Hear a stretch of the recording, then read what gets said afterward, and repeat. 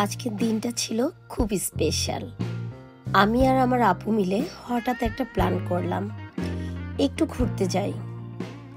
বাসা থেকে বের হয়ে গাড়িতে উঠলাম আর ছুটে চললাম দিয়াবাড়ির দিকে। আজকের ওয়েদারটা ছিল অনেক সুন্দর, আর সাথে ছিল ঝিরঝিরে বৃষ্টি। আর আমরা রাস্তার ধারে একটা ধাবা স্টাইলের রেস্টুরেন্ট দেখে গাড়ি থামালাম, কারণ আজকের ওয়েদারটা এতটাই সুন্দর যে আমাদের একদমই ইচ্ছে করছিল না যে ইনডোর কোনো রেস্টুরেন্টে বসি। তো আপুই বলছিল বারে বারে যে আমি একটা খোলা জায়গায় বসতে চাই। তো সেজন্যই আমরা এই রেস্টুরেন্টটা পছন্দ করলাম। রাস্তার পাশে এই রেস্টুরেন্টটা খুবই সুন্দর লাগছিল। তো আমরা ঢুকে গিয়ে আসলে আরো বেশি সারপ্রাইজ হয়ে গেছি। এত ছোট পরিসরে এত সুন্দর করে সাজানো গোছানো একটা রেস্টুরেন্ট মানে আগে কেন আমার চোখে পড়েনি, এটা চিন্তা করে। আর একটা কথা, সব সময়ের মতো আজকেও আমাদের সাথে আছে প্রিয়ন্তী। আমরা পুরোটা রেস্টুরেন্ট ঘুরে ঘুরে দেখছিলাম। আমার ফুলের গাছ খুবই প্রিয়, তাই আমার কাছে আরো বেশি ভালো লাগছিল, কারণ রেস্টুরেন্টের মধ্যে অনেক ফুলের গাছ ছিল।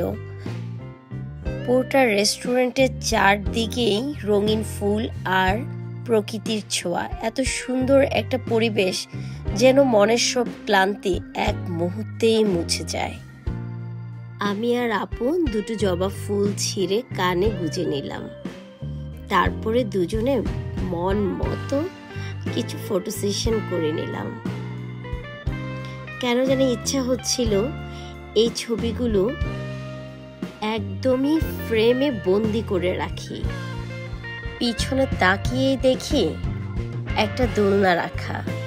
দোলনাটি দেখে আপু বলছে চল দোলনায় চড়ি।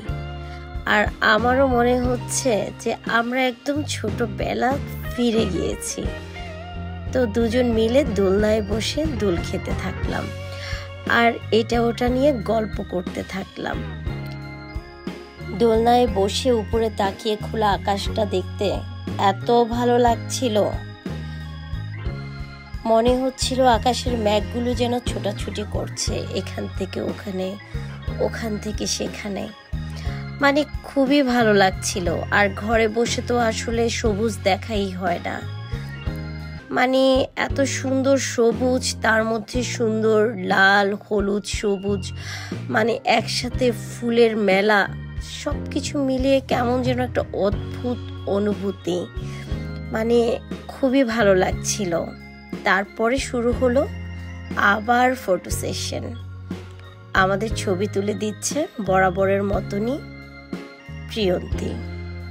প্রিয়ন্তী খুবই সুন্দর ছবি তোলে, ছবিগুলো খুব চমৎকার হচ্ছিল।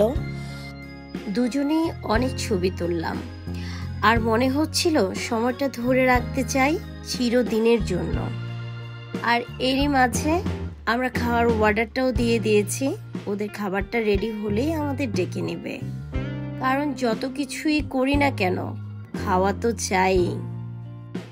এই কর্নারটা ওরা কৃত্রিম শাপলা ফুল দিয়ে সাজিয়েছে। আর এইখানে যে জবা ফুল গাছটা, এটা আমার সবচাইতে প্রিয় কর্নার। এই জায়গাটা আমার খুবই ভালো লাগে। আর এখনই আবার ঝিরঝিরে বৃষ্টি শুরু হয়েছে। আমার কাছে কেন জানি চারপাশটা অনেক বেশি রঙিন আর কেমন যেন একটা মায়াবী অনুভূতি লাগছিল। অবশেষে আমাদের খাবার রেডি। তো আজকে যেহেতু বৃষ্টির টাইম, বৃষ্টির মধ্যে আমরা ঠিক খিচুড়িটা দিয়েছিলাম খাবার অর্ডার। আর হচ্ছে আমরা চেয়েছিলাম ইলিশ খিচুড়ি খেতে, বাট ইলিশটা ওদের কাছে ছিল না। আজকে ছিল চিকেন, আর ছিল সাথে বেগুন, ছিল বেগুন ভাজা। তো ওদের খিচুড়িটা আসলে খুব টেস্টি ছিল, খেতে খুব ভালো লাগছিল। বেগুন ভাজাটাও খুব ভালো হয়েছিল। চিকেনটার মধ্যে আমার একটু লবণ লাগছিল, বাট আপু আর প্রিয়ন্তীর নাকি ঠিক ছিল। তাহলে ঠিক ছিল। আমার কাছে মনে হচ্ছে আজকের দিনটা একদম গল্পের মতো।